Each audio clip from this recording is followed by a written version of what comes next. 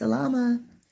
Tehillim 128:1. Baruch are all who revere Yahuwah, who walk in his ways. Be not deceived. Matthew 6:22. The light of the body is the eye. If therefore thine eye be single, the whole body shall be full of light. But if that eye be evil, the whole body shall be full of darkness. If therefore the light that is in thee be darkness, how great is that darkness? We have to know ourselves and be honest with ourselves, truthful with ourselves. If someone gives us advice that goes against the word, the law, the Torah, the character of the Most High, then we know that we're not to follow it. But oftentimes what we do, we go to people who we know are going to tell us what we want to hear, just so we can say, oh, that's confirmation. No. How great is that darkness?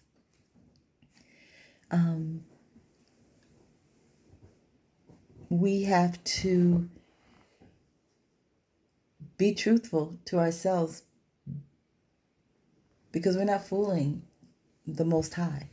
We might fool everyone else, but we're not fooling the Most High. We might even fool ourselves, which that's kind of hard, but we're not fooling the Most High. There are hundreds of scenarios that have happened to us, and when we look back, we can see where we were guilty of justifying why we should and could. Well, I didn't know. I wasn't sure. When in doubt, do without. Or just think about this, a good rule. If I'm justifying, then I'm not supposed to be doing it.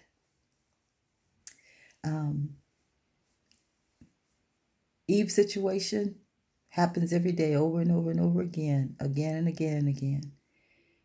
But we have to remember what it says in James 4:7, that if we submit ourselves unto the Most High and resist the enemy, he will flee.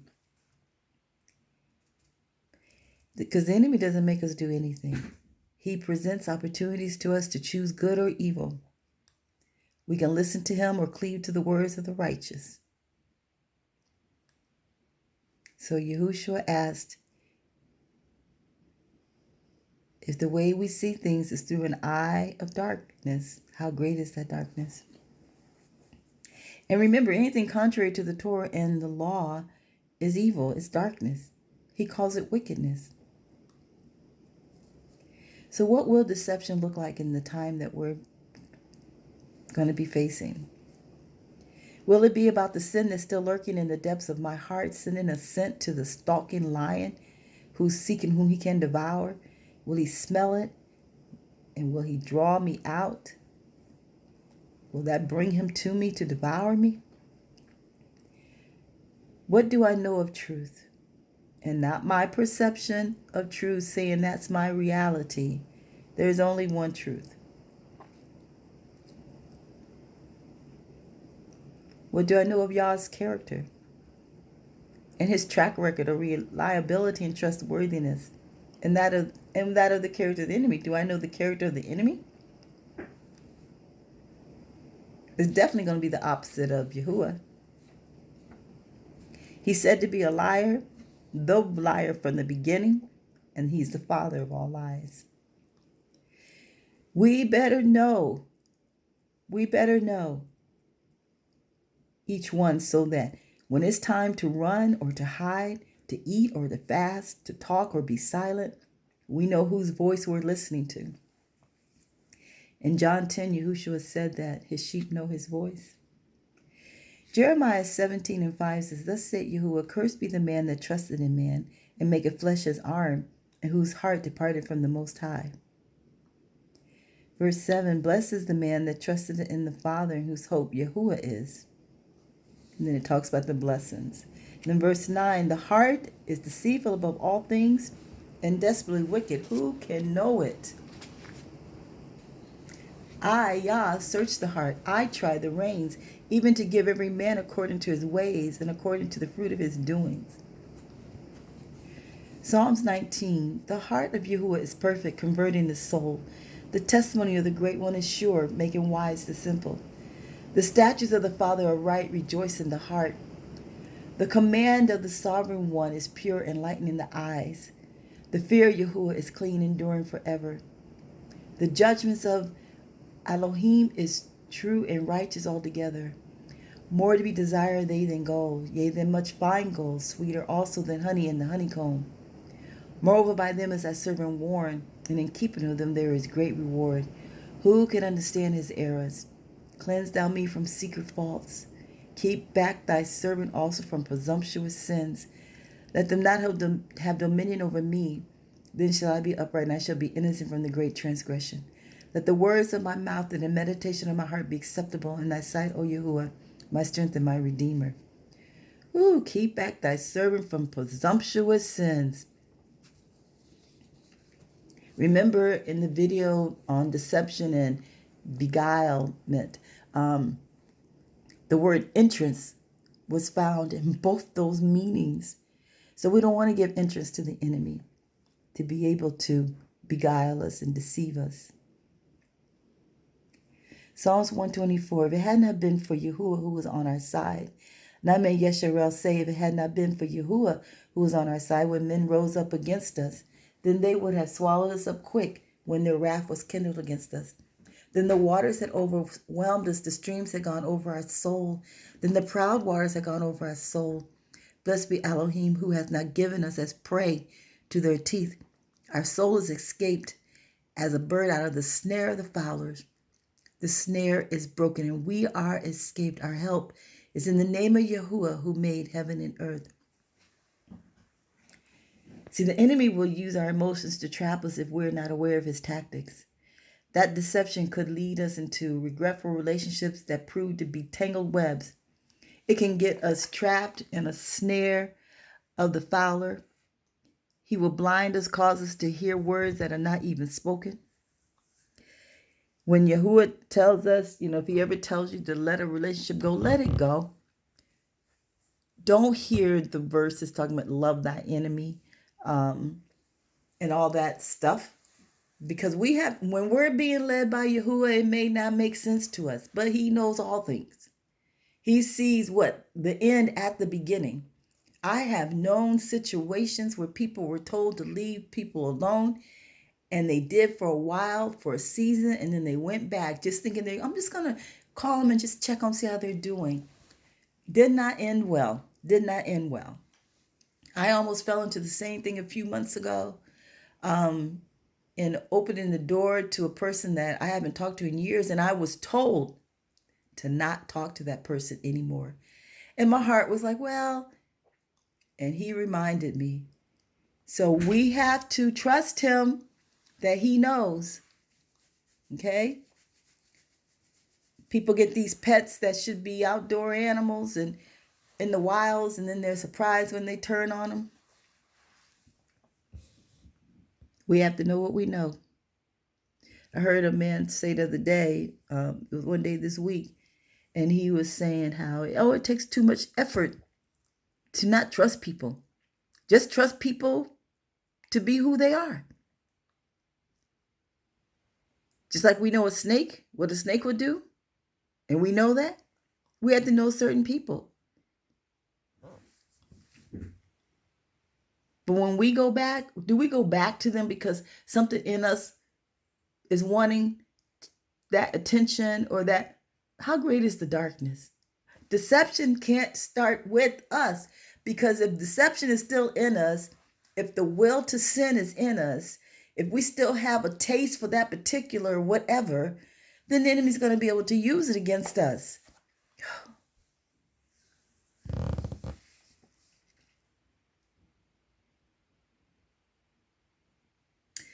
In 2 Corinthians 4, but if our gospel be hid, our good news, because we don't use the word gospel anymore, if the good news be hid, it is hid to them that are lost, in whom the owl of this world hath blinded the minds of them which believe not, lest the light of the glorious good news of Yahushua HaMashiach, who is the image of Yahuwah Elohim, should shine upon them.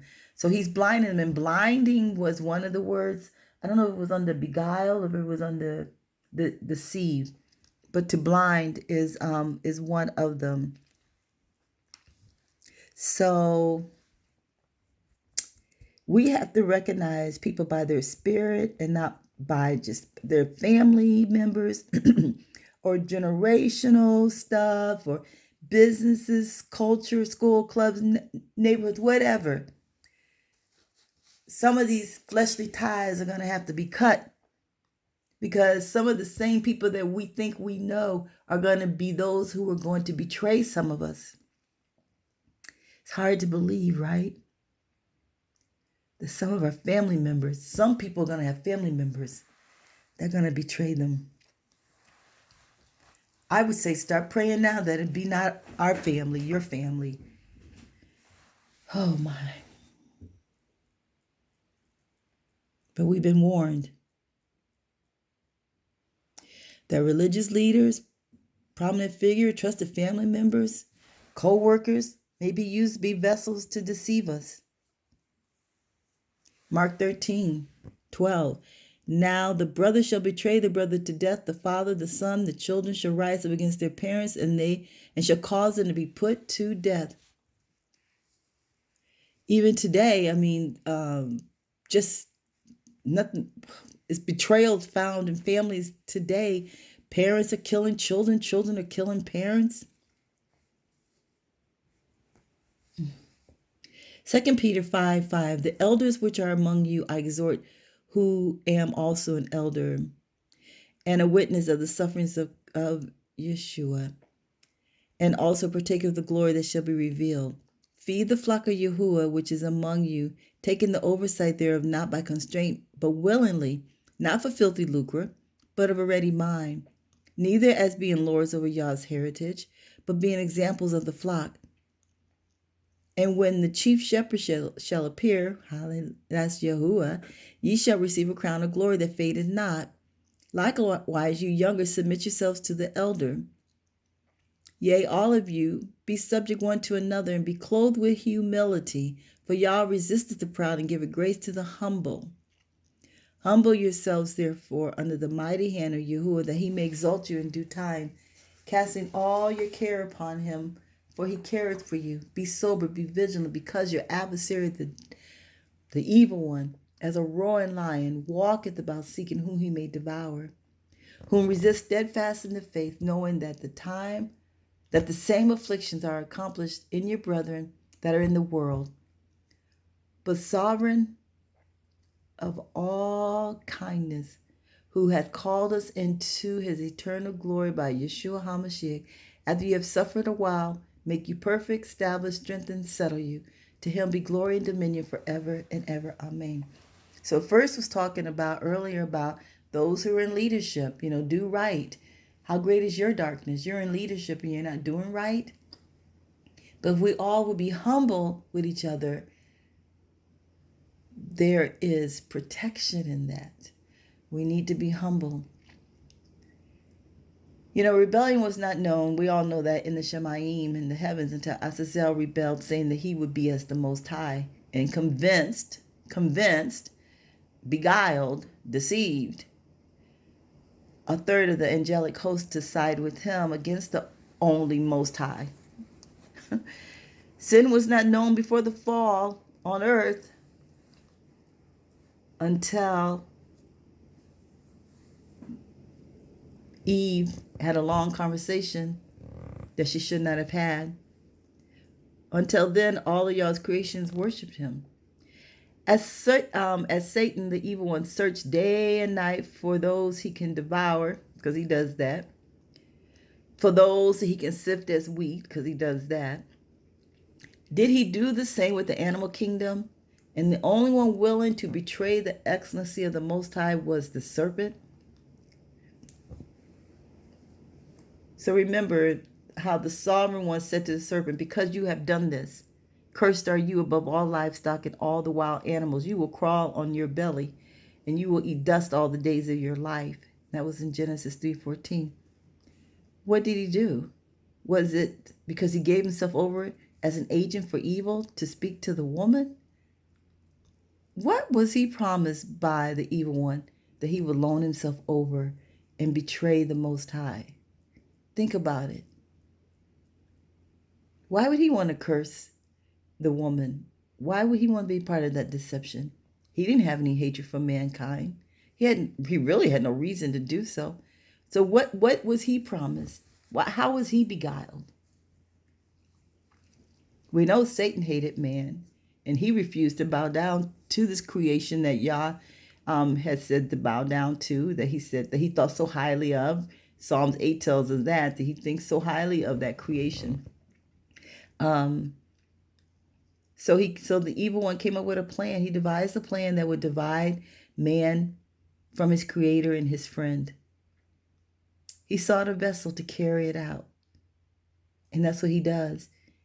He tried to do that with Peter. When Peter reprimanded Hamashiach in Matthew 16, 21, 23? Let me read it. From that time forth began Yahushua to show unto his disciples how that he must go into Jerusalem and suffer many things of the elders and chief priests and scribes, and be killed and be raised again the third day. Then Peter took him and began to rebuke him, saying, Be it far from you, teacher. This shall not be unto you.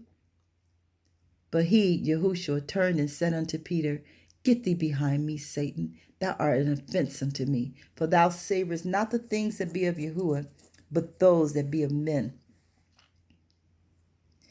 We just cannot let someone convince us that it's okay when we know it's the opposite of what Yah has said.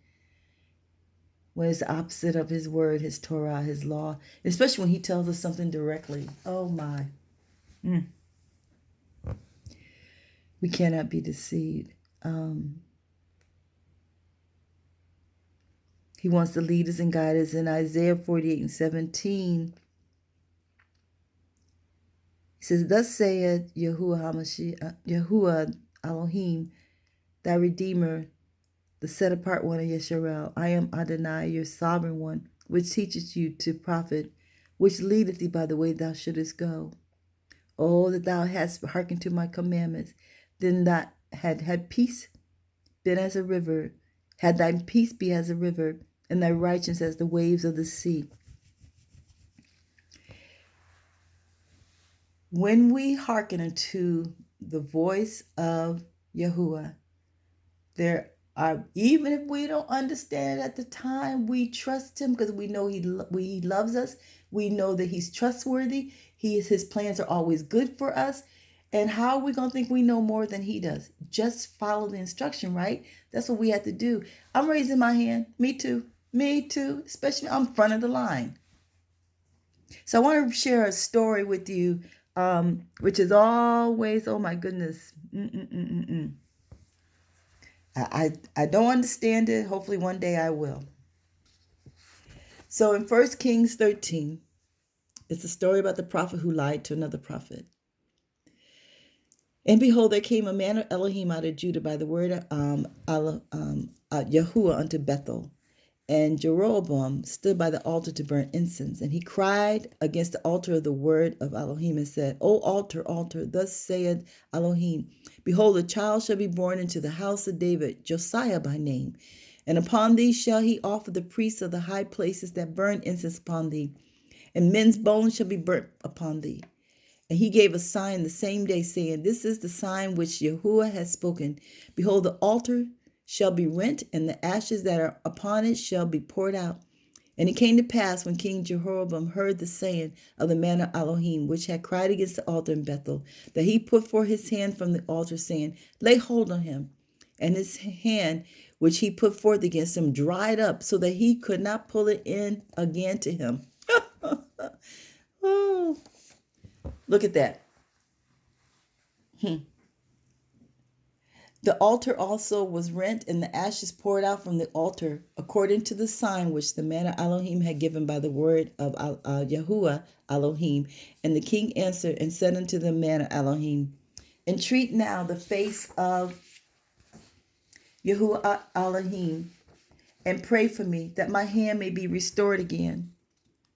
And the man of Elohim besought Yahuwah, and the king's hand was restored again, and became as it was before. And the king said unto the man of Elohim, Come home with me, and refresh thyself, and I will give thee a reward. And the man of Elohim said unto the king, If thou wilt give me half thine house, I will not go in with thee. Neither will I eat bread nor drink water in this place. For so was it charged by the word of Elohim, saying, Eat no bread, nor drink water, nor turn again by the same way that thou camest. So he went another way, and turned not by the way that he came to Bethel.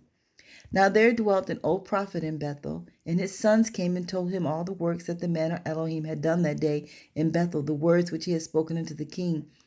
Them they also told to their father. And their father said unto them, What way went he? For his sons had seen what way the man had of Elohim went, which came from Judah. And he said unto his sons, Saddle me the donkey. So they saddled him the donkey, and he rode thereon, and went after the man of Elohim, and found him sitting under an oak. And he said unto him, Art thou the man of Elohim that camest from Judah? And he said, I am. Then he said unto him, Come home with me and eat bread. And he said, I may not return with you, nor go in with you, neither will I eat bread nor drink water with you in this place. For it was said to me by the word of Adonai, Thou shalt eat no bread nor drink water there again, and nor turn again go by the way that thou camest. He said unto him, I am a prophet also, as thou art. And an angel spake unto him by the word of Elohim, saying, Bring him back with thee to thy house, that he may eat bread and drink water. But he lied unto him. So he went back with them, and did eat bread in his house and drink water. And it came to pass, as they sat at the table, that the word of Elohim came unto the prophet that brought him back. And he cried unto the man of Elohim that came from Judah, saying, Thus saith Yahuwah, for as much as thou hast obeyed the voice of Yahuwah, and hast not kept the commandment which Elohim commanded thee, but camest back and hast eaten bread and drunk water in the place of which Yahuwah did say to thee, Eat no bread and drink no water, thy carcass shall not come unto the sepulchre of thy fathers. And it came to pass, after he had eaten bread and after he had drunk, that he saddled for him the ass, to wit, for the prophet whom he had brought back. And when he was gone, a lion met him by the way and slew him, and his carcass was cast in the way, and the ass stood by it. The lion also stood by the carcass. And behold, men passed by and saw the carcass cast in the way, and the lion standing by the carcass. And they came and told it in the city where the old prophet dwelt. And when the prophet that brought him back by the way heard thereof, he said, It is the man of Elohim, who was disobedient unto the word of Adonai. Oh my! Therefore Adonai hath delivered him unto the lion, which had torn him and slain him, according to the word of Adonai, which he spake unto him. And he spake to his sons, saying, Saddle me the ass. And they saddled him. And he went and found his carcass cast in the way, and the ass and the lion standing by the carcass. And the lion had not eaten the carcass, nor torn the ass. And the prophet took up the carcass of the man of the Most High, and laid it upon the ass, and brought it back. And the old prophet came to the city to mourn and to bury him. And he laid his carcass in his own grave, and they mourned over him, saying, Alas, my brother! And it came to pass, after they buried him, that he spake to his sons, saying, When I am dead, then bury me in the sepulchre wherein the man of Elohim is buried. Lay my bones beside his bones. For the saying which he cried by the word of Adonai against the altar in Bethel, and against all the houses of the high places which are in the cities of Samaria, shall surely come to pass. After this thing Jehoram returned not from his evil way, but made again to the lowest of the people priests of the high places. Whoever would, he consecrated him, and he became one of the priests of the high places. And this thing became sin unto the house of Jeroboam, even to cut it off and destroy it from off the face of the earth. Now I'm going to close with just giving you something to think about. Now, do you believe that? The reason why this has always puzzled me, I'm like, this was a real true prophet. And then he's going to lie to another prophet who was being obedient. Every step of the way, every letter of the word, he was following. But he probably was really hungry. So when he was glad to hear that the prophet said an angel told him to come back to the house. And that's what I mean by us looking for people to give us confirmation to allow us to do what we want to do anyways. This man died because someone lied to him. He was beguiled. He was deceived. We have to know what Yah tells us. Whether anyone else agrees with it, believes it, thinks we're crazy, We have to know what we know we heard. We have to know what we know we heard. And then this man had nerve to say, bury my bones next to his bones, because everything he has said has come to pass and will come to pass. You know, he didn't have to bring him back to the house. If he was just intrigued with him and wanted to spend time with him and fellowship with him, why did he lie? And then y'all used the very one who lied to him to be the one to speak the truth to him. Oh, you're going to die for not following through with my instructions. People, we just have to know this deception is real, and we need to be praying now. Y'all, keep me from deception. Bless me to have an ear to hear what you're saying. Remember one video we talked about how Yeshua said that they that are dead will hear, even now hear my voice, and those that hear will live. We've got to hear his voice. So remember that we win in Yahuwah when we keep his Torah and his laws, and we seek his face, and we revere him, and we love truth, and we resist the evil one. We reject that which is crooked, wicked, full of darkness, and we cleave to truth and righteousness, and cleave to that which is of the light. Yeah. And learn to abide in him. Remember, there's a video on abiding. So, all right, till next time, I didn't finish this, but I think my time is just about up, and I don't like keeping y'all too long anyways.